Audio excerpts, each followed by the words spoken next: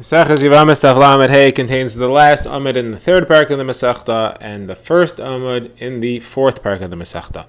So the end of the third parak discusses when a woman has to wait 3 months before she can remarry or be together with her husband in a situation in which we have to separate between a pregnancy before a certain event and a pregnancy after. When do we have to have a 3-month waiting period to prove that she's not pregnant? And when do we have to have that 3-month waiting period even if she can't possibly be pregnant, just as a gzeira to avoid confusion? The end of the parak will clear up a question about the last line in the preceding Mishnah. Then we get to the next parak, which discusses what happens if a woman does yibum or chalitza and then it turns out she was pregnant. Number of scenarios that may occur within that context. So the Gemara is in the middle of discussing, let's begin the daf. The Gemara is discussing a statement of Shmuel. The Gemara has two different versions of Shmuel's statement. We're up to the second version of Shmuel's statement about who has to wait 3 months. Now generally, in order to prove that a woman is not pregnant, you need 3 months to go by. If a woman is leaving one husband and going to another husband, we need to have her wait 3 months just to prove that she's not pregnant, because otherwise we won't know who the father is. Now, the other situations in which we may need to know whether a woman's pregnant or not, and that's if a woman converts, we need to know if her child was from before she converted or from after she converted. Same thing might be if a woman was raped, we need to know if the child is from the rapist or from the husband. Another situation might be if she was a shivcha who was freed, we need to know who it was. And a fourth situation would be if she was a shvuya, if she was a captive, we would have to assume that she was taken advantage of, and we need her to wait 3 months to know what the story was. Now, there's a variable is whether she was capable of giving birth or not. If she was a gedola, she was over the age of 12, she is capable of giving birth, and we have to be concerned that she's pregnant. If she's under the age of 12, there's no technical concern that she may give birth, that she may be pregnant. However, we could possibly make a gzeira and make her wait 3 months just so that we shouldn't have confusion and end up mattering a woman who is a gedola. Now, the Gemara here is in the second version of Shmuel. The Gemara quotes Shmuel's halacha, where Shmuel says the only person that has to wait 3 months is a woman who is going from one husband to another husband. She was married, and then either her husband died or she was divorced, and she went to a different husband. She has to wait 3 months between husbands so we know who the father is, and only if it is a Yisraelis, that's a Jewish woman, and it's a Gedola. She's an adult who can give birth. If, however, it's a woman who's converting or a Shevcha who's becoming freed, even if she's a Gedol, you don't have to wait. And if it's a Yisraelis who's going from one husband to another, if she's a Ketani, you don't have to make. You don't make a Gzeira in any of these cases. So the Gemara wants to know, what are we talking about over here? What is the potential problem? What is changing when we say that a Ketana does not have to wait? What's Shmuel referring to? So the Gemara says, if you're talking about where the Ketana got out of her marriage by doing miyan, Shmuel already told us that halacha, that she doesn't have to wait. And that's because there's no possible Gzeira to confuse miyan of a Ketana with miyan of a Gedola, because a Gedola can't do miyan.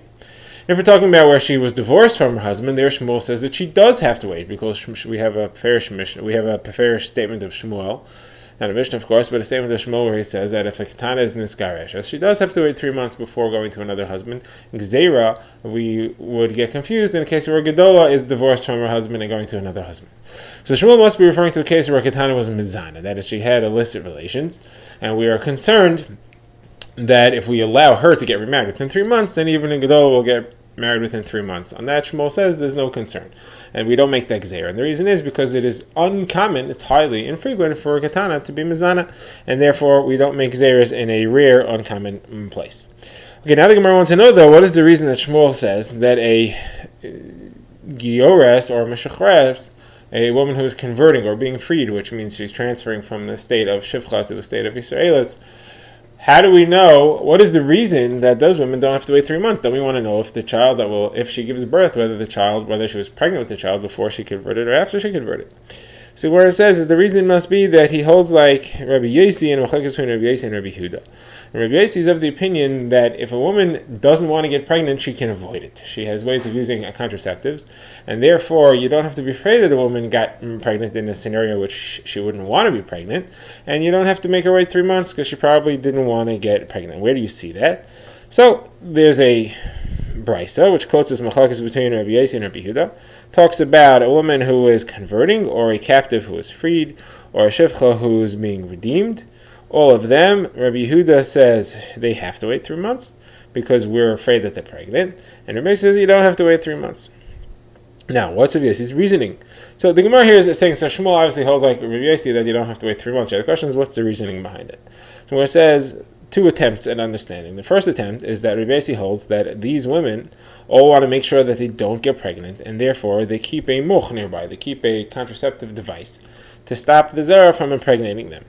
So the Gemara says that would only make sense in a case where they knew what was happening. They could be prepared to have a moch nearby, and they knew that they don't want to get pregnant from this. So Giorisi understands. She's planning on converting. She doesn't want to get pregnant because she wants her child to be born B'Kedusha, and she wants to know that he was B'Kedusha. So therefore she keeps a moch handy, and she always makes sure she has one. Captive also, of course, keeps it handy because she knows what's about to happen. Now, Shivcha was freed, though. Maybe she's freed by having her tooth knocked out, in which case it's a sudden thing. She wasn't expecting to be freed. How does she know to do this contraceptive just before? Maybe she didn't know and she got pregnant. So Gemara says maybe you'll say that Rabbi Yossi agrees in a case like that. He's talking about a case where she was freed and she knew she was going to be freed, and therefore she kept her moch handy for a while beforehand. In a case where she was suddenly freed by having her tooth or eye knocked out, maybe Rabbi Yossi would agree. The Gemara says that can't be, because Rabbi Yossi also says the same in a case of a woman who was raped, and there she most likely did not know what was about to happen.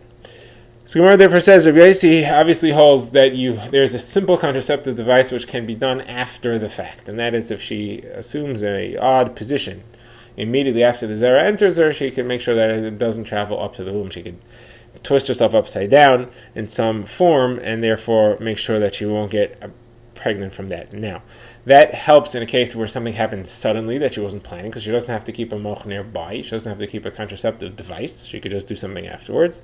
It also helps for a woman who wasn't planning on converting, because since it's such an easy thing, she just twists herself upside down unless she actually wants to get pregnant. So that's all Rabbi Yossi's opinion, and that's what Shmuel holds like. Now, Rabbi Yehuda disagrees because he's afraid that this thing doesn't work necessarily every time. She may not have done a good job with this twisting, and she may get pregnant anyway by mistake.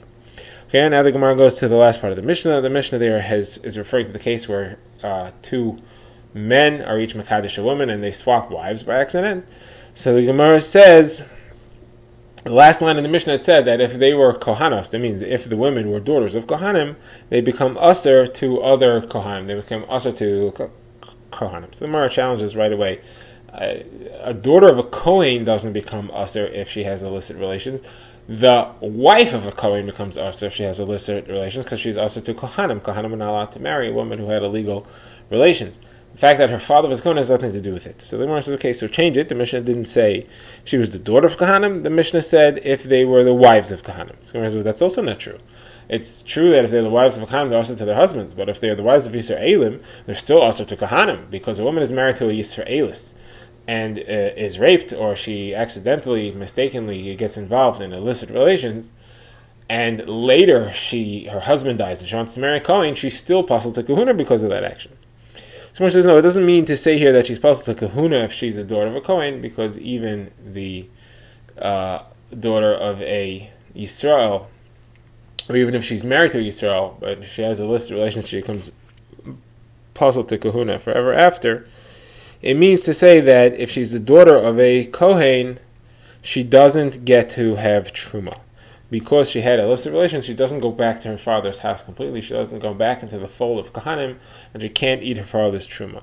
So that's what it means when it says if they were Kohanos, meaning if they were the daughter of Kohanim, they can't go back and eat truma. That's the end of the 3rd parak, and now we begin the 4th parak. The 4th parak discusses a scenario in which a woman did yibum or chalitza, and it was found that she was pregnant. So there are 2 possibilities. Either the child survives or the child does not survive. There's actually a 3rd possibility, and that is that we don't know if it's the child of the first husband or the child of the second husband. Now, the Mishnah discusses the situations of here. So first of all, she did chalitza. So the only concern with chalitza is she possible to kahuna, and is she considered to be this man's chalutza? A chalutza is possible to kahuna, and a chalutza creates an isser midrabanan, just as if they were married. A man is usher in the relatives of his chalutza as in the relatives of his wife, and the woman is usher to marry the relatives of her choletz, just like she's usher to marry the relatives of her husband after he dies. So here we don't know if she is if she becomes pregnant and she has a child, So she was never a chalutza, because the entire chalitza didn't count as anything. She never felt Yibum in the first place. She was pregnant. So therefore, if she has a child and the child lives to be a healthy child, he survives at least 30 days, she was never considered to be a choletz. She's mutter to kahuna. She's mutter to the relatives of her choletz, and he's mutter to her relatives. However, if the child dies within 30 days, then her husband died without children, the original one, and it is a good chalitza, and therefore she's usher to all those, and she's usher to kahuna, and he's usher to her relatives as well. Now, what if they did yibum? So here you have a serious problem, because if it turns out that she had a child and the child lives for 30 days, then she never really felt a yibum. So he did an iser, a shazach, so they're both chayav to bring a korban chatas for accidentally doing an iser. Now, if the child did not survive, so then the child is fine, and if the child did not survive, then she felt a yibum, and they can stay married, and everything is fine. Now, if it's a suffix, that is, a child's born and we don't know if it's a child of the first husband or a child of the second husband, so what do you do there? So there it's a suffix whether or not they are allowed to stay married, and therefore they obviously have to separate. It's potential iser eshusach. They also have to bring a korban asham tole. That's a korban we bring when we're not sure whether one is chayiv to bring a korban chatos or not. The child, though, is a kosher, because there's no potential iser on the child. If the child is the iser of the first husband, if the child is the son of the first husband, then she didn't fall to Yibum, and there's an Isser Shazach, but the child isn't born from that union with the second husband. The child is born from the first husband, so he's a kosher. And if the child is the child of the second husband, that means the first husband died without children, and she fell to Yibum, so there's nothing wrong with the child either way. So the child's fine. Now we begin the Gemara, which discusses a slightly reverse case. That's a case where a woman did chalitza, and she was pregnant. She knew she was pregnant, and therefore she should not have required to do chalitza, but then she ended up miscarrying, and she never had a child, and now, in hindsight, she was really falling to Yibum all along because she never had a child. So what happens now? So she got a chalitza while she was pregnant. So does that count as a chalitza? A pregnant woman doesn't really need to do chalitza. So does she need another chalitza? Or does it count as the first chalitza counts and therefore there's no issue? So Rav Yochanan says the first chalitza counts, there's nothing wrong with it. And Rish Lakish says no, that chalitza doesn't count. What's the argument about? So the Gemara gives two versions. Either it's an argument in logic or it's an argument in how you understand the psukim. The argument in logic would be, if you look at the woman now, she's going to miscarry. If you would ask Eliyahu Hanavi, he would tell you that she's going to miscarry. So at this point, when the chalitza was performed, she was a woman who was never going to have children from her original husband. Even though it appeared that way at this point, that was the destiny, and therefore she was a bas yibum and a bas chalitza, and the chalitza counts. Meshachar says, we don't say that. We look at the state now, and in this current state, she's not a bas yibum. What's going to happen doesn't make a difference.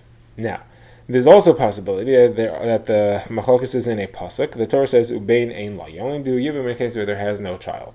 So Rish Lakish says when it says ubein ein la means ayin alav. Look closely and see if there's anything which can be considered a child. So she's pregnant, so it counts as if she has a child. There's no ubein ein la. Rav Yochanan says at this point she doesn't have a child. You're looking to the future and you're assuming she's going to have a child because she's pregnant.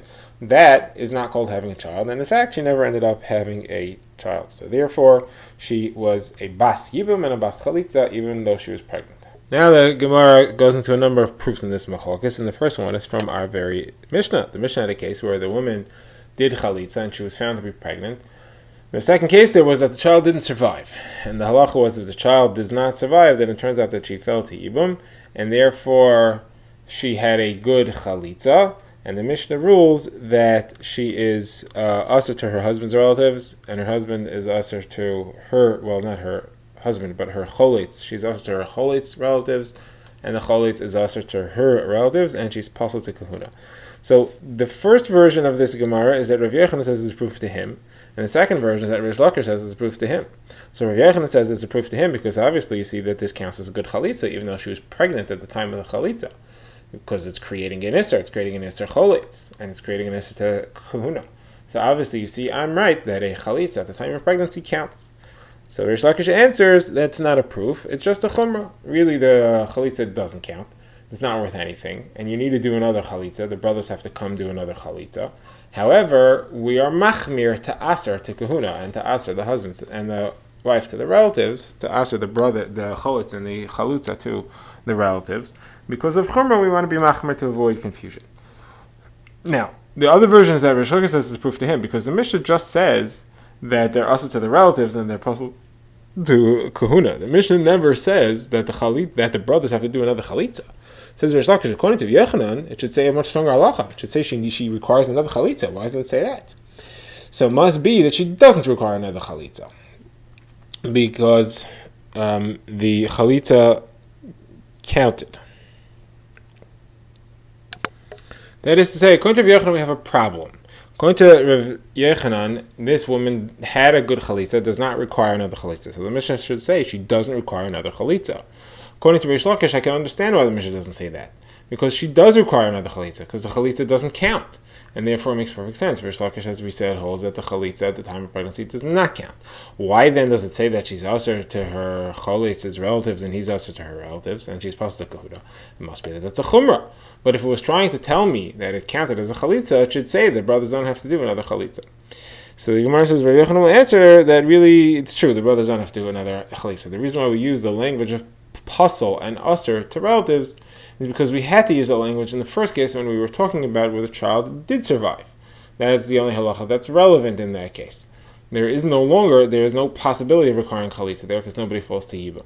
And therefore we had to say that, and we use the same language in the next case for parallel purposes. Now we get to our next proof, and again there's two versions of whether it's a proof to Rav Yechanan or a proof to Rish Lakish. This proof is from the next case in the Mishnah, where it said that if the woman did yibum and then it came out she was pregnant, so then it depends if the child survives or if it doesn't survive. And the Mishnah had a rule that if the child does not survive, then they can stay married. And the phrase was yikayim, they're allowed to stay married. It sounds like it's optional. So Rav Yechanan says that that's a proof to me. They're allowed to stay married. It's optional. That means that the yibum that he did counts. The time that she was pregnant, the yibum he did counts as yibum, and if he wants, he could stay married to her. If he wants, he could give her a get. He could divorce her. He already did the mitzvah of yibum. According to Rish Lakish, though, it should say that he's chayiv to do a biyah because his biyah didn't count as a yibum. What he did at the time she was pregnant wasn't worth anything.